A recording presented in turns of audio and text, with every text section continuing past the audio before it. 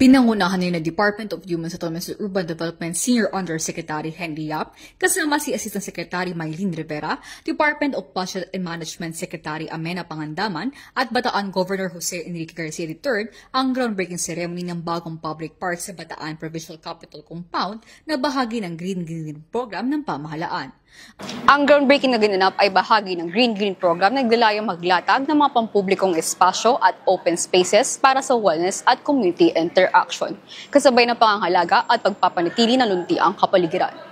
Bilang kinatawan ng Secretary Jose Ramon Aliling, binigyang diin ni Senior Undersecretary Yap ang pagsulong ng administrasyon sa pagkakaroon ng green open spaces sa mga komunidad na nagbibigay anya hindi lamang ng ginhawa at kasiyahan, kundi nahatid ding benepisyo sa kalikasan at ekonomiya.